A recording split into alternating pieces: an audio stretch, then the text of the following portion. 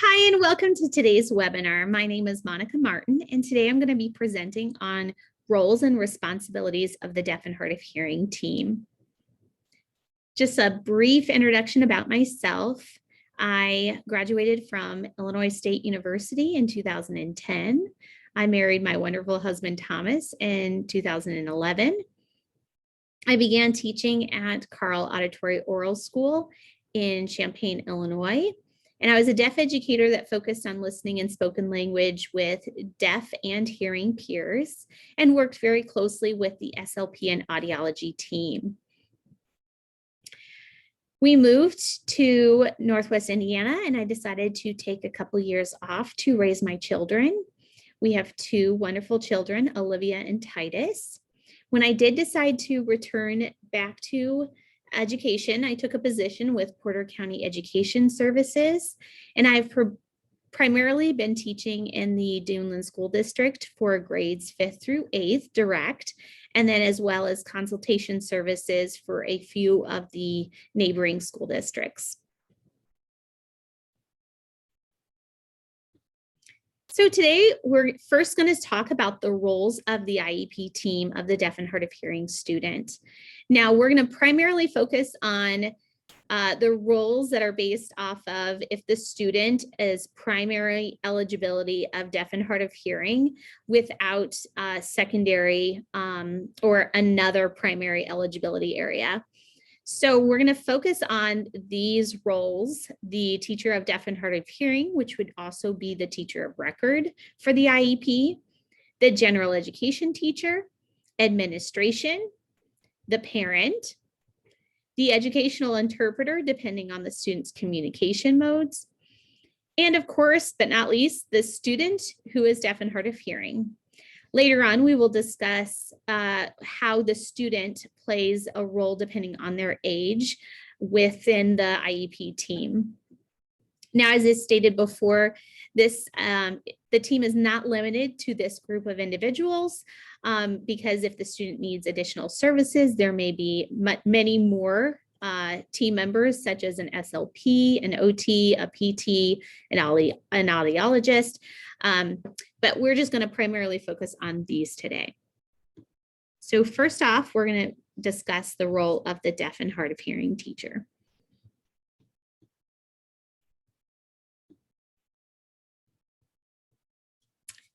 So the responsibilities of the deaf and hard of hearing teacher. Sorry, it skipped a slide. That was weird. Sorry for that. The roles of the TOD are the case manager for the case conference committee. They're also the facilitator for meetings. They schedule and send out notices for all of the meetings. They advocate for the student. They're also a consultant for related school services such as OT, PT, audiology, SLP. They are the data and record keeper of the IEP goals and any information that is relevant for that student. I like to use this term that the TOD is the gatekeeper for the IEP, which means that their role is important to make sure that what is going into the IEP is what is important and necessary.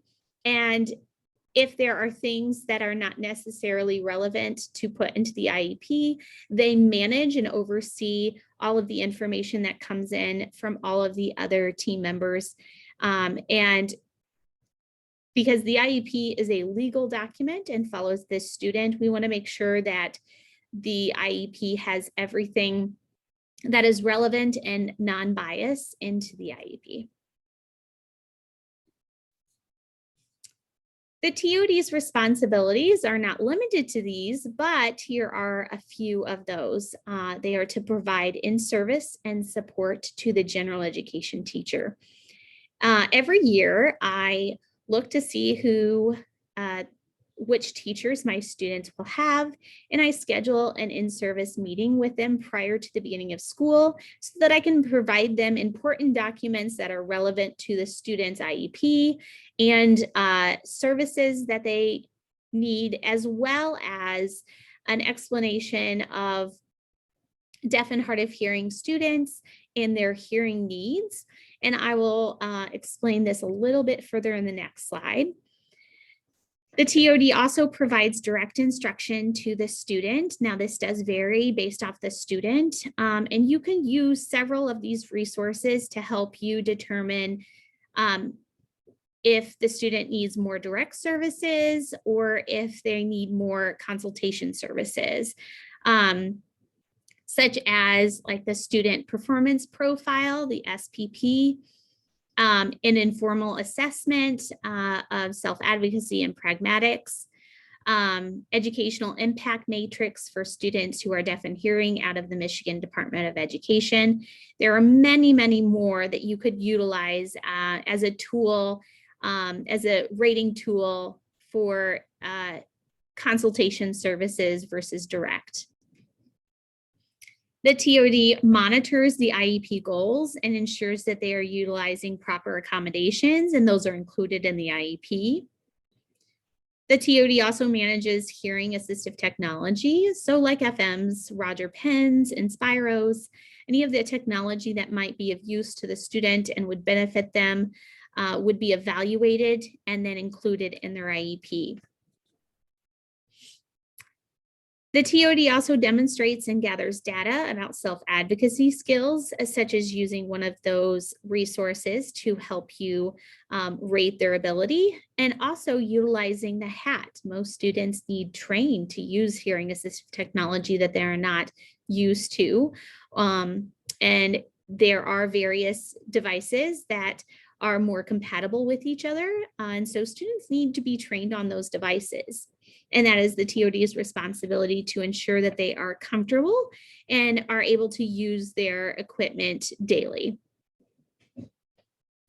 The TOD also is maximizing their language acquisition. So some students come to us with language deprivation or language delay, and in those cases, the TOD needs to ensure that they're receiving proper services that will help them gain more language and become more on par with their normally hearing peers. The TOD, as the case manager, will also follow up with all the other team members to ensure that everything is going well. I did list a few of these resources. Now there are so many more that you could use. The Center for Deaf and Hard of Hearing has a live binder with so many resources that are great tools to have in your suitcase that you can pull out whenever you have these needs that you need to address with a student. There are also great institutes of the deaf across the country that have websites and materials that are available, such as the Central Institute for the Deaf. These are great for TODs to use. I personally like to keep everything digital, but there are some things that I like to have handheld copies of. I have a binder with all of my students' information in it, as well as their class schedules, their teacher list, consultation log, where I document any communication I have with staff or team members or the parent or the child, as well as student information sheets that would include all of their audiological information, their background information, family dynamics, anything that might be relevant to include in the IEP, I list on the student information sheet, as well as all of their accommodations that I recommend for the student. And then as they change, I'm able to tweak that student information sheet. So that way it's easier to transition to the IEP and discuss those when we are annually meeting.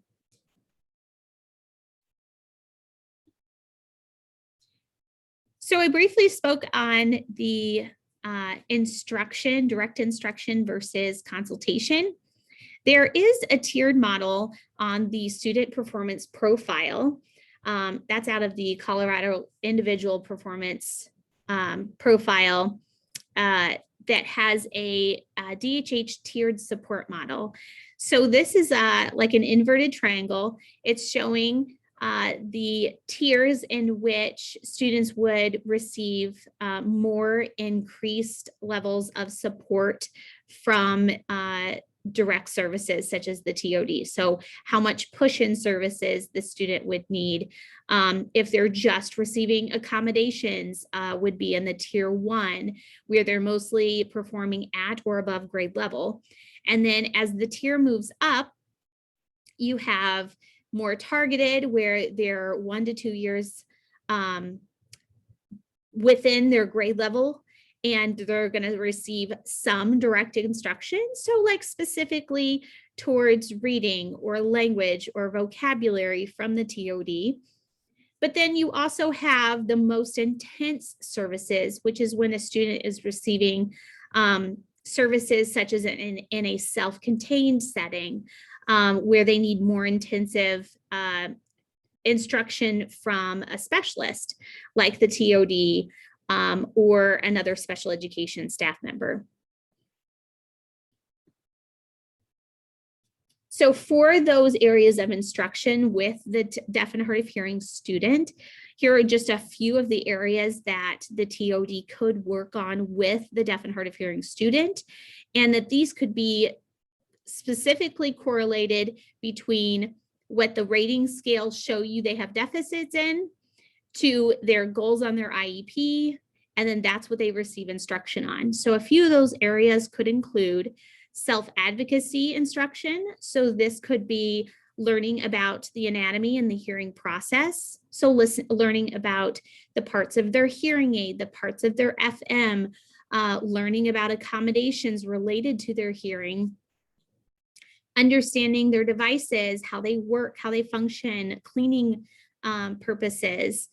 This could also be listening skills, strategizing where they should sit in a classroom, how to speak up for themselves. Self-advocacy could also be social interaction skills. So sometimes I do meet with my consultation students, and we do informal role playing where they would learn how to engage in conversations or compensate for in listening situations that may be difficult, such as in the hallway or in the lunchroom or a gymnasium where it is more acoustically difficult to hear. Executive functioning with organization skills could also be an area of self-advocacy that could be instructed upon, as well as accommodation access, speaking up for themselves in the classroom, asking for repetition from the teacher, understanding what accommodations they should be using on testing. Another area is vocabulary. This could be curriculum content or any terminology that the student has deficit areas in. Reading and written English are also kind of neatly tied together depending on the student's communication mode. So mainly if the student is using listening and spoken language, they might have areas such as fluency, decoding, sight words, phonemic awareness skills that might need to be reinforced by the DHH teacher. And also reading strategies. Incidental learning does not always happen for deaf and hard of hearing students. So sometimes the TOD can instruct the student how to pick out those keywords, that unknown vocabulary that they don't know, or making connections in text. Those type of strategies can also be directly instructed upon. As well as written English. With grammar, you have verb tenses where the endings of words they won't hear. So in writing, they will leave them off. So those are areas that could be instructed directly, as well as if the student is an ASL user, you could instruct ASL to written English. And there are many programs available that I actually personally use with my profoundly deaf students who utilize ASL as their main mode of communication, and tying that to written English. So just like I stated that they're directly correlated with their goals, where their areas of instruction are, you could use the guidelines for assessment and educational evaluation of deaf and hard of hearing children in Indiana as a rubric to figure out which test you could give the child, which evaluation tool you could use to find those areas. And then when you're progress monitoring, you could use the Dolch sight word list. There's also a vocabulary assessment tools available. You can use a reading comprehension per grade level. Any of the mathematics areas, there are areas that you could focus on if students have, for instance, their word problems where they struggle with the English tied with the math, as well as life skills and listening skills. Now, I do use functional listening evaluations, or FLEs, to help my students understand and have a better idea of how their devices help them in noisier environments. And then also with communication, I'm also looking at their word count and gestures in the younger age groups with the MacArthur-Bates Communication Development Inventories. And then there are many, many rubrics that help you look at the self-advocacy and compensatory skills of the deaf and hard of hearing students. And you can use those as benchmarks and then continue to use them for progress monitoring and evaluate them each quarter or each semester or yearly, and see how their growth improves after direct instruction on those areas. Okay, so when I'm giving the general education teacher or any school staff that works with the deaf and hard of hearing teacher, I'm utilizing some of these visual charts as well as available YouTube videos that are directly related to that student's hearing loss. This visual over here, understanding the hearing loss and types, I will typically, when a general education teacher looks at the IEP at a glance, they are unfamiliar with what that means. Oh, okay, a kid has a bilateral sensory neural hearing loss. Well, what does that mean? And so I try and put it in layman's terms when I am giving an in-person in-service, but sometimes due to restrictions or district differences where I'm in a different district than they are, I will refer them to certain videos that might assist them. Here is a link to understanding hearing loss. If you've been told that your child has hearing loss. And this is a short video that I share with them. It is from Nemours Children's Health System, and it's just related to understanding hearing loss in children. So it gives just like an overview of the different types and how like early onset and identification play a role in language development and device aiding, as well as this sound, this visual of the degree of hearing loss with the sounds pictures listed with them. So I've got my essay written and I've been working on it for about a week. And then I will send them over to watch the Fred Flintstone's hearing loss video, which plays, let's see here. It plays the audio of the children's cartoon Fred Flintstone, and it has it in normal. Apartment building on Granite Avenue. You owe me $300. Get it up. And then it has it Take in it mild, easy, it's only a moderate, game. severe. Wilma, I'm just like them big tycoons. And this does help the staff member become more aware of how that child hears in their classroom setting. Even a teacher will say, oh, I'm looking right at them. I'm talking very loud. My voice is very loud.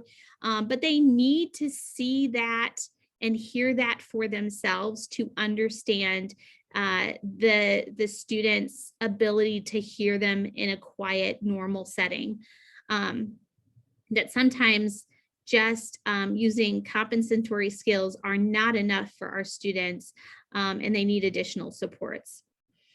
There's also a video from Gallaudet about maximizing language acquisition. So this is for students who are profoundly deaf and use ASL and have an interpreter in the classroom with the student. I will send this out to the teachers to help them understand how the student may need modifications to written assignments because English is not their native language. And it does help that this video has an interpreter with the closed captioning where the teacher can actually see like, oh, hold up, what they're signing isn't exactly what I envisioned it would be, because a lot assume that it's word for word, sign for word, and that is not ASL.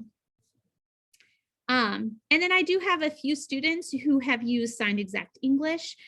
So sometimes I provide a video that has ASL with a video of signed exact English, explaining the same, giving like a story from the same person and seeing the differences and how the two are very different. So when we're trying to bridge the gap of communication for that child with an interpreter, and sometimes it's a role of two interpreters where the student needs access to both to be able to make that language connection. Last year, I found this short film called The Silent Child, and it does have a child in it that suffered from language deprivation and was introduced to sign language at a very late stage. And prior to that had no access to language. And it does show how the child interacts in the home environment. And since students, primarily 90% of deaf and hard of hearing children are born into hearing families. And of that 90%, only 10% actually learn sign language past basic sign language level, that it does bring awareness to teachers that, okay, sending out homework assignments and expecting parents to be able to communicate everything and assist with that child is very different than that student being in a school setting and having an interpreter explain things in such a place like a study hall or a resource room, where they can have actual access to all of that language being interpreted at their level.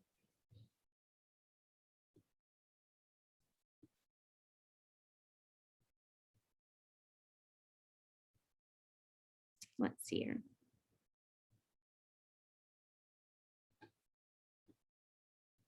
There we go. So as well as the providing the videos for explanation, I also provide a handout, which is a brief overview of each of the hats that the student is utilizing in that setting. So I do have resources for the teacher depending on if the student is using a Roger Inspiro or Roger touchscreen versus the Roger Pen or Digimaster. So I do have just like a brief troubleshooting guide for each of these devices so that they feel comfortable operating it and wearing it, because if they don't feel comfortable wearing it or using it, then they won't, and the student won't have access to that. So it's very vital for the TOD to provide those in-services to the general education staff. So now let's move on to the role of the general education teacher. So depending on the accommodations the student has listed in their IEP, here are a few that might be relevant that the teacher would be providing, such as a designated seat, otherwise known as preferential seating for that deaf and hard of hearing student in their classroom. Now, preferential seating does not always mean that it is front and center. It could depend on the student's hearing loss type and any technology that they're using. Depending on if they have a unilateral loss, so a one-sided loss, and they have a device, a hearing device on one side, or if they have a better ear, that student would not necessarily be seated directly in the middle. They could be off to one side depending on which one is best, as well as where the speaker is. So where the teacher is instructing, whether they're using like an overhead projector, presentation, if there is also an educational interpreter, the student would need to have viewing access directly in front of the educational interpreter, as well as viewing access to the speaker, the instructor, and any presentation that they might be using or whiteboard area. So those are all very important when designating that seat in the classroom. The teacher should also be repeating instruction if necessary. Also with discussions that are going on in the classroom, the general education teacher should restate all of the questions that are happening in the classroom by the other peers in case the DHH student could not hear from their designated seat. They should be wearing and utilizing the FM or any other assistive technology that the student has. Some additional accommodations could be provide hard copy of assignments and completed notes to the student. That would take away from the student's attention either on the interpreter or on the speaker, whether they're watching for body language or lip reading. Having a paper copy of notes is very beneficial for the student because then they're not always looking down and they have less of a chance to catch everything. Also, assigning a note taker is sometimes important if the teacher is not providing the hard copy of notes ahead of time. The student could then receive the notes from a peer. When the general education teacher is utilizing any type of multimedia or videos, it's important to have closed captioning on there so the student has another access point for what's being presented. When anything is being interpreted or presented, such as material, allowing the student to have additional processing time is always beneficial. That gives the child to make sure that they understood the question, that they're able to respond appropriately. When working with an educational interpreter, it is important that the general ed teacher understands the need to directly communicate with the student. Sometimes what will occur is the general education teacher will communicate directly to the interpreter and say, hey, can you tell Bobby this? When it should be communication should come directly from teacher to student, and the interpreter will translate sign to the student from the teacher and then voice from the student to the teacher if the student does not utilize his or her own voice. They should provide time and location for assessments that have accommodations. So if that child has read aloud or is provided small group for assessments, those should be provided, the student should be provided a location to receive those assessments with either the interpreter or the TOD. The general education teacher is responsible for providing any additional accommodations that are listed in the IEP.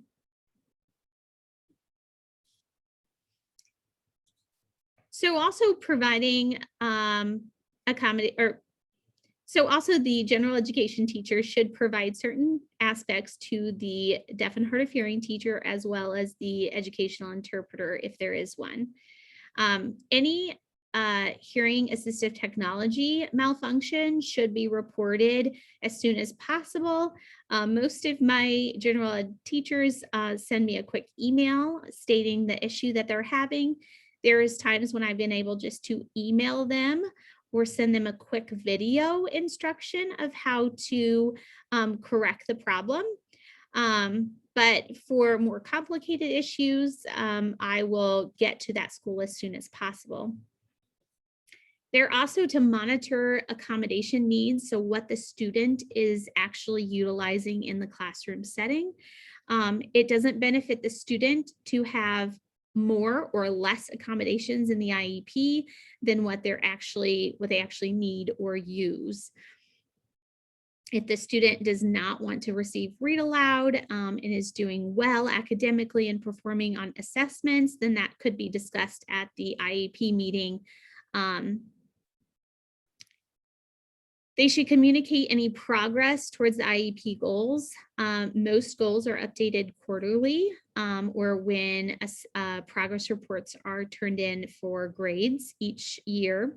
And communication between the TOD and the general education teacher is important to ensure that those goals are progressing at a timely manner and that the student isn't falling far behind in that goal. They should also provide online access to courses if, for instance, the TOD is providing resource room for that student. They would need access to the teacher's materials, such as books or textbooks, or if they're using like an online course, our school district uses Canvas. And teachers are able to add myself and the educational interpreters to their course, so we have access to all of the materials. It is also nice to have physical copies of notes handed to the educational interpreters so that they can familiarize themselves with the content that's being instructed, as well as any pertinent vocabulary that might be introduced or that the student might not have awareness of. They can pre-teach those areas. It's great to have emailed copies of any tests or quizzes and answer keys to the TOD for those testing accommodations to be provided. Due to our current pandemic, I have updated some virtual tips for the general education teachers. So when they're providing classroom instruction on a virtual model such as Zoom or Google Meets, that when they're holding those meetings, it is important that they pin the educational interpreter and the deaf and hard of hearing student so they can ask and answer questions and be able to see each other as well. They should also be checking in with that student directly to ensure that they received everything they needed. Sometimes the deaf and hard of hearing student will ask the interpreter instead of the teacher. So it's always great to have that general ed teacher check in directly. To also assist the educational interpreter, they could provide written notes to the educational interpreter ahead of time so that they are more familiar with what is going to be presented. And then also, if they're going to share any multimedia through their online Canvas course, that they can provide those to the EI so that they can use certain programs like Loom or using Zoom to re-record any media with an additional video bubble like this. The next role that we're going to discuss is the parent. So the parent should attend all meetings held by the case conference committee.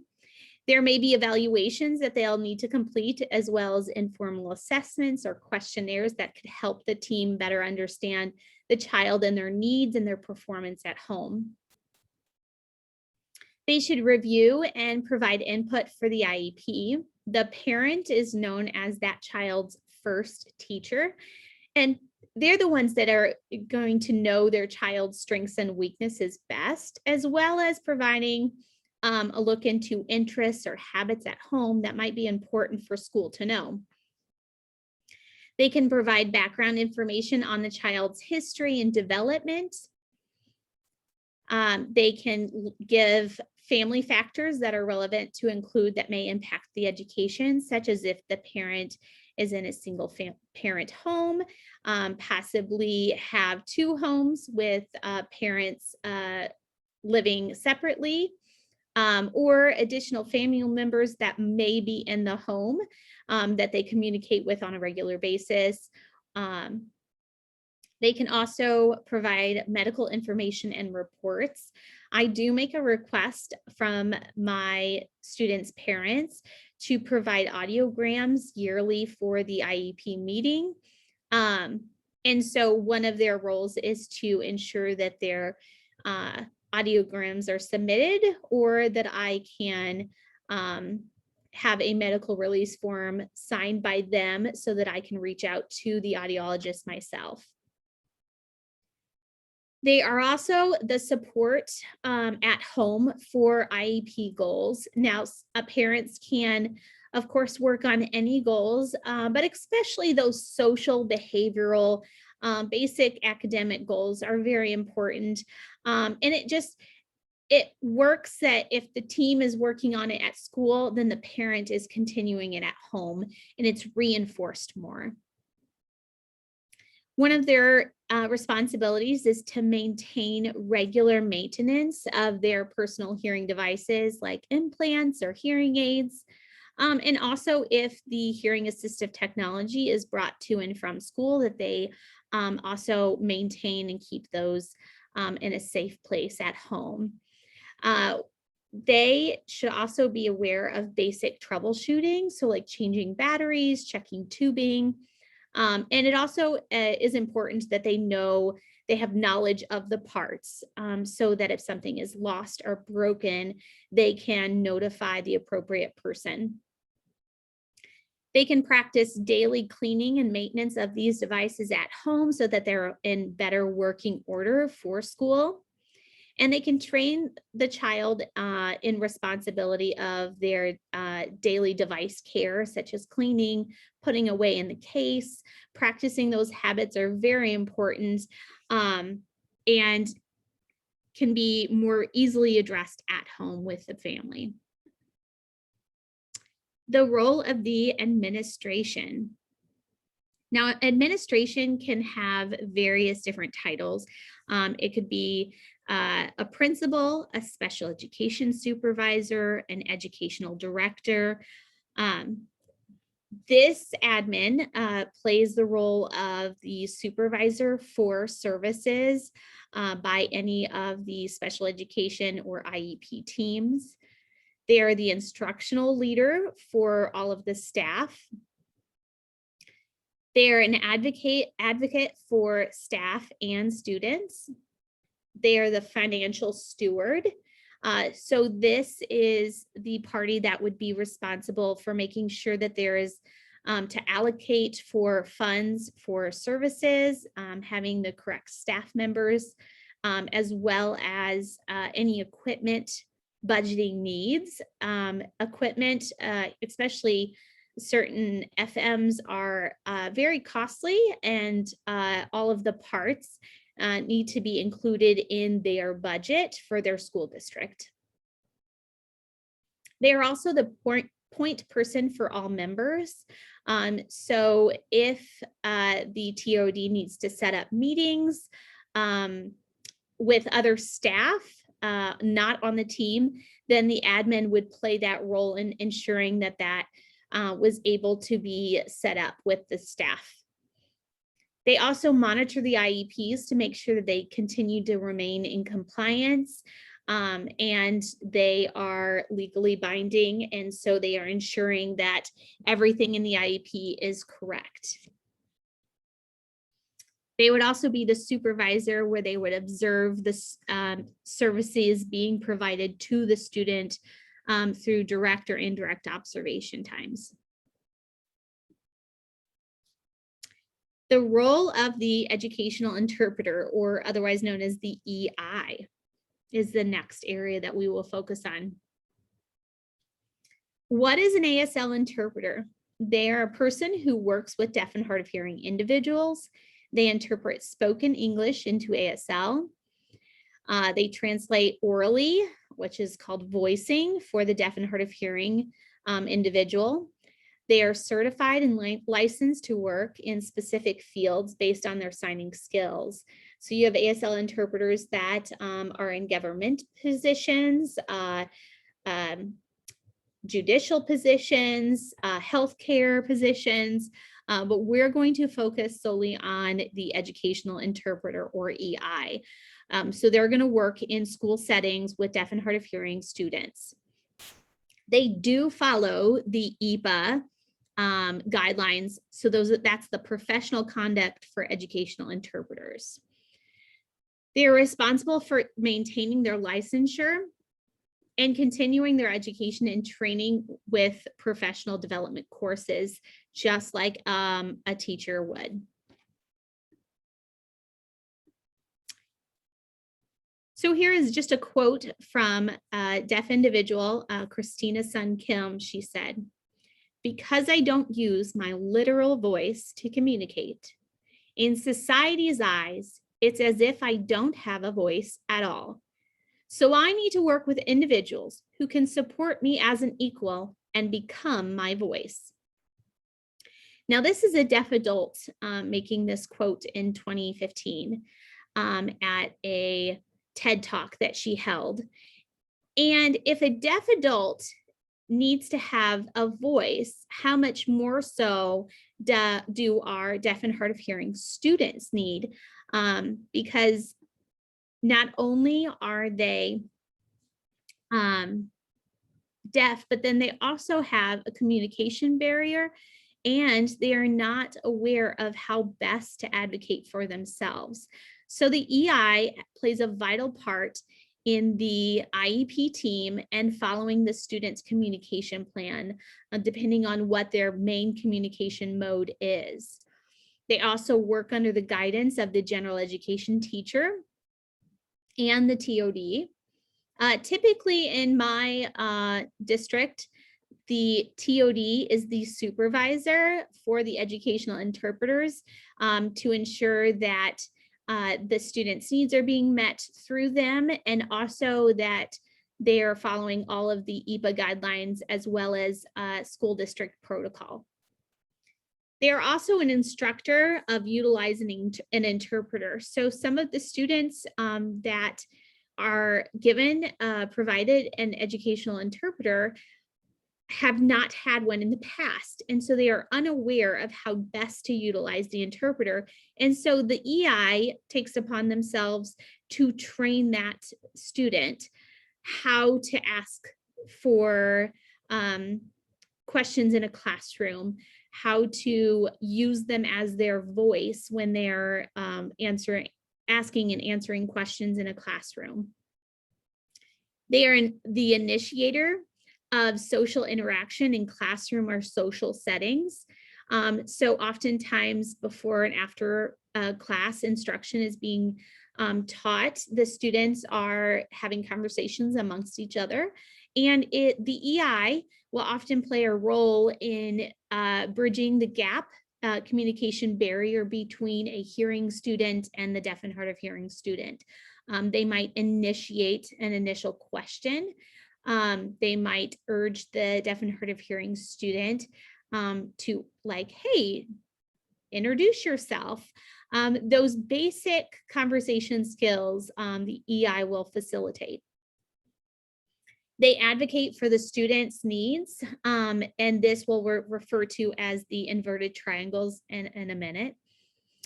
They are the communication facilitator in emergency situations.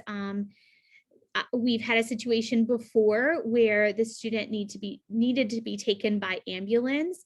And in our school district, our educational interpreters follow the student with them because the child would not have access to understanding medical questions or commands that are given while they're being transported to the hospital. And that may vary depending on your school district. So if you do have educational interpreters, you do want to make sure that there is a plan in place for those medical emergencies. Some of the EI responsibilities are to sign all audible information in the classroom. So just like any hearing student would pick up all of the questions and answers and conversations in a classroom, the EI also should be interpreting those conversations, side conversations between teachers and staff that are being heard by the peers. They should have access to as well. And this also helps with that incidental learning that comes naturally when you have access to hearing. They also help build vocabulary by sandwiching new signs with the finger spelling. So they make those connections with new concepts. They could also be more like a tutor in which they would help explain or expand upon different concepts that are being introduced in the classroom setting. They are also ensuring the student is aware of environmental or safety concerns. So oftentimes if the student is in PE and there are balls being thrown around, the interpreter would then make sure that that student, if someone is yelling like, hey, get out of the way, making sure that those are communicated to the student so that their safety is not in jeopardy. So the inverted triangles that I spoke about are based off of the responsibilities that are shared or shifted between the interpreter and the student based off of their age or grade level. So now this is basically related to students that are just deaf and hard of hearing and have no outside disability that would impede their ability to self-advocate for themselves. So at the bottom of the chart, you have elementary. And at that moment, the interpreter's role is the responsibility to self-advocate or advocate for the student is much bigger, and the students is smaller.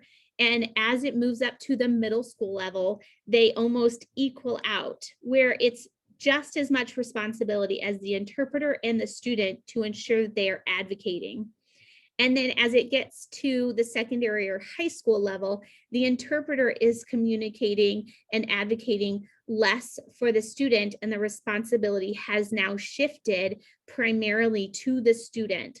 So requesting assistance from the teacher, seeking out resources, that has now shifted to the student. I really enjoy using this model, especially since I work between the elementary and middle school levels with several interpreters, making sure that the staff and the students are aware of how much responsibility should be each of theirs. So now we go to the role of the student. So an in-person student, they should be attending to the interpreter or the instructor during instruction. So that could be keeping eye gaze, having focused attention, not having distractions going on, utilizing their iPad or device appropriately. They should be participating in the class discussion by using an assertive voice. Or utilizing the interpreter as their voice. They should be asking clarifying questions, or even if they miss information, they should be asking for the general education teacher to restate what was said. And this also plays into self-advocating for themselves and their needs based off of that inverted triangle. If they are provided notes, they can also recopy those notes so they have more of a connection and it's in their own handwriting, as well as that tactile memory skill of writing it themselves, but at a later time, not actually during the instruction period. They should be picking up environmental cues and follow classroom social etiquette. So when it is time for students to have personal conversations, they are following the same protocol, but when it is instruction time, they are following that etiquette. Now, if the students are remote with this pandemic, we definitely have adjusted, and the students have as well. So they should be attending Zooms with the general education teacher and or the educational interpreter, communicating effectively through email, and then also submitting all of their assignments independently or with assistance from help at home. So just a breakdown of some self-advocacy skills, such as caring for their devices, choosing their preferential seating in their settings, asking for repetition of information, explaining their hearing loss to either their peers who question or their general education teachers or other staff, and how that relates to their needs and services, as well as advocating for their accommodations. Each of those, the elementary level is much more with assistance and with modeling, they're able to do it. And they're emerging in those areas to begin to understand their needs and their hearing loss and developing those skills. Whereas the middle school is where they're ongoing and developing those skills and becoming more independent, depending on which skill they're focusing on. And then at the high school level, you can see that all of those areas should be independent, because at this point, they should be preparing for a lifelong ability to advocate for their own needs in education settings such as college or training versus on the job site. So just to have just a brief format for listing accommodations, I have a slide that just lists several accommodations that might be appropriate for students that are deaf and hard of hearing, such as a note taker, closed captioning on all videos, and this could also be transcripts provided for audio items. Tests could be read aloud depending on if the student's reading level is below grade level. Extra time for processing auditory information, and or CART services, and interpreter, Asl Interpreter. An FM system or other hearing assistive technology. Now, if they're also behind in other academic areas such as math, they may receive accommodations such as being provided a calculator, a multiplication chart, a hundreds chart, a number line, and any other visuals that might support them in their math skills. And then also asking for repetition or restating discussions that are occurring around them.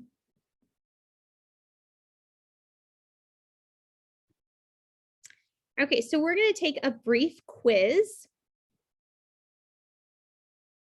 just to go over and help to see if you, like a checks for understanding, to see if you understood some of the roles and responsibilities of the team.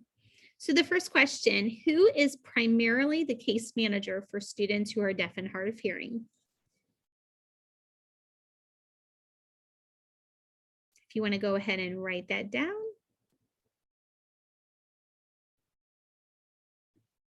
That would be the teacher of deaf and hard of hearing. And this is if the student is primarily DHH eligibility area on their IEP. The second question, who is responsible for providing class accommodations as outlined in the IEP?